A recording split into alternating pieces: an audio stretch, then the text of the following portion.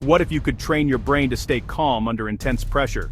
This is not about sitting still in quiet meditation. It is not about reading a self-help book. Imagine stepping directly into a virtual world. In that world, you face powerful feelings head-on. You learn to stay steady while a storm of emotions rages around you. You build real, tangible strength. You accomplish all of this within a completely safe and controlled space. This idea holds a certain intrigue, a compelling challenge. It suggests that the resilience we seek in the real world can be forged in a digital one, offering a new frontier for personal growth and mental conditioning. The promise is simple, yet profound. We can use technology, not to escape reality, but to prepare for it.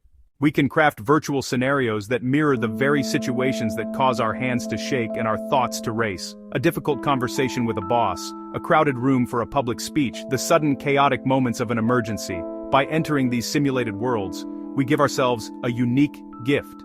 It is the gift of practice without consequence. It is the chance to fail without fear, to learn without risk, and to repeat the experience until a sense of calm becomes second nature, an ingrained part of our response. This is not a game, it is a deliberate training exercise for the mind. Think of it like a flight simulator for your emotions. Pilots spend countless hours in simulators. They face engine failures, bad weather, and complex landings. They do this so that when a real crisis happens, their training takes over. Their actions become automatic, precise, and calm. We can now apply this same powerful principle to the emotional crises of our everyday lives. We can rehearse our responses to pressure until composure becomes our default setting, just as a pilot learns to land a plane in a storm.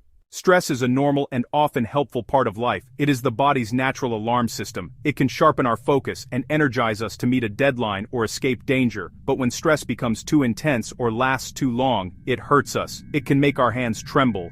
It can cause our hearts to pound inside our chests. It can make our thoughts race in chaotic, unproductive circles. In its most extreme form, it can paralyze us, stopping us from speaking clearly or acting decisively when we need to the most.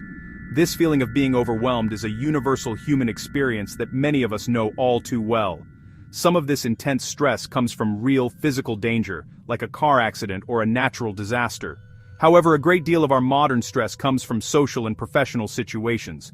The pressure of a job interview, the anxiety of a difficult negotiation, the fear of speaking in front of a group of people, the sudden shock of unexpected, bad news. For many people, the opportunities to practice handling these difficult moments are few and far between. Virtual reality, or VR, offers a powerful and innovative solution to this problem. It provides a new kind of practice. VR technology uses a headset, places you inside a computer-generated environment that looks and sounds incredibly real. It can transport you to a stage in front of a vast, murmuring crowd. It can fill the air with the blare of sirens, the shouts of an emergency. It can place you across a table from a virtual boss, a stern-looking judge. Your brain processes these sights and sounds. You begin to feel truly there. While the experience feels real, you remain completely safe. You are in a controlled environment. You can pause the simulation at any moment. You can stop entirely whenever you wish. This safety net is crucial. It gives you the freedom to intentionally and repeatedly face triggering situations. You can enter the virtual lion's den again and again, knowing the lions cannot actually harm you. Controlled, repeated exposure is like a workout plan for your mind, targeting the specific emotional muscles you want to strengthen. The core principle that makes VR training so effective is a concept known as stress inoculation. This idea is similar to how a medical vaccine works. A vaccine introduces a small, weakened dose of a virus into your body.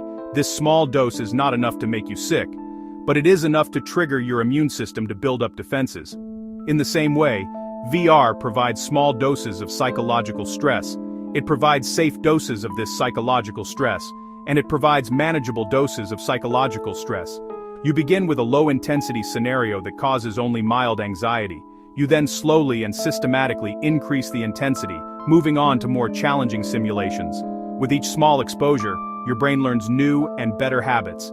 Each time you step into the virtual scenario, you have an opportunity to practice specific coping tools. You can consciously practice slow, deep breathing to calm your nervous system. You can test out new ways of thinking about the situation. You can rehearse calm and deliberate actions instead of panicked reactions.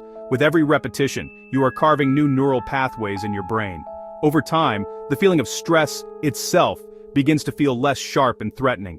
Your body's automatic alarm response becomes less sensitive, and your thoughts remain clearer under pressure.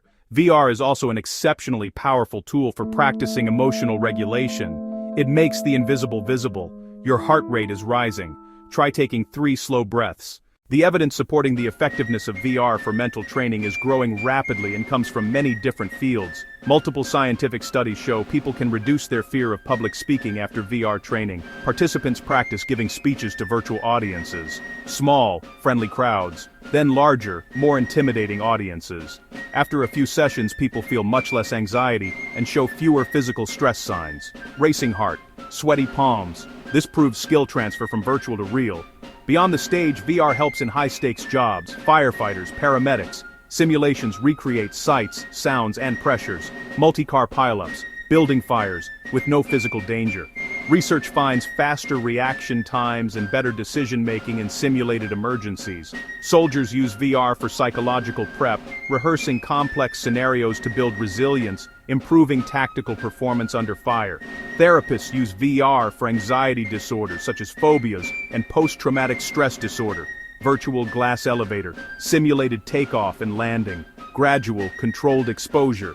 In corporate settings, VR trains soft skills. Lawyers practice with aggressive counterparts. Managers rehearse difficult conversations. Salespeople stay composed with tough clients. Conclusion: VR is a versatile, effective platform for building psychological strength. Now, your first steps into virtual resilience training. Beginning a VR resilience plan is a simple and straightforward process. The first and most important step is to pick clear, specific goals. Ask yourself what you want to achieve. Do you want to become a more confident public speaker? Or do you want to learn to make faster, calmer decisions during a sudden crisis at work? Having a well-defined goal will help you choose the right training path. Once you know your goal, choose virtual scenes that match your real-world needs. Easy job interview, medium presentation, hard negotiation. If you're afraid of job interviews, find a program that simulates that exact experience. Next, create a plan for gradual progress. A good VR program uses graded exposure, not jumping to the hardest level. Start speaking to an empty virtual room, then to a single friendly person, and slowly build from there. Third, incorporate coaching. Short on-screen tips can pop up, or a calm guiding voice can offer suggestions. Cues like, remember to breathe and notice the tension in your shoulders. Fourth, include feedback so you can see progress. Show heart rate metrics. Show breathing patterns.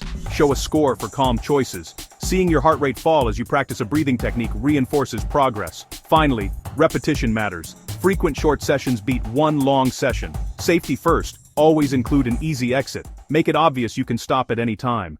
There are, of course, certain limitations to virtual reality. It is a powerful tool, but it is not a magical cure for deep-seated trauma. It is not a replacement for professional therapy when it is truly needed.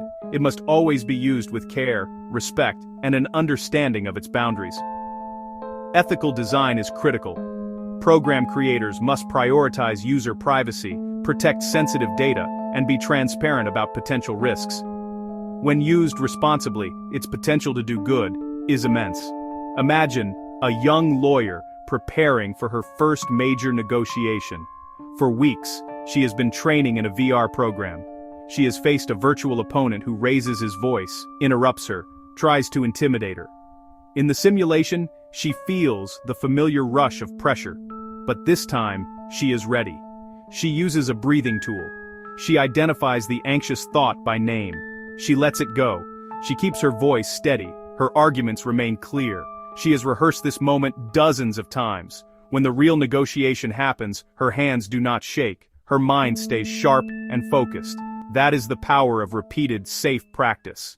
Virtual reality provides a revolutionary new pathway for building mental strength. It offers a safe and repeatable form of practice that was previously impossible. It allows us to face real-world pressures in small, manageable steps. We get the chance to learn and adapt without the risk of failure. It teaches tangible skills for emotional control, cognitive reframing, empowering us to act with calm and clarity when it matters most. With thoughtful design and proper coaching, VR can help countless people face stress not as a threat, but as a challenge you are fully prepared to meet. The ability to remain calm under pressure is within your reach. It is a skill waiting to be built. The path forward is to take small, simple steps.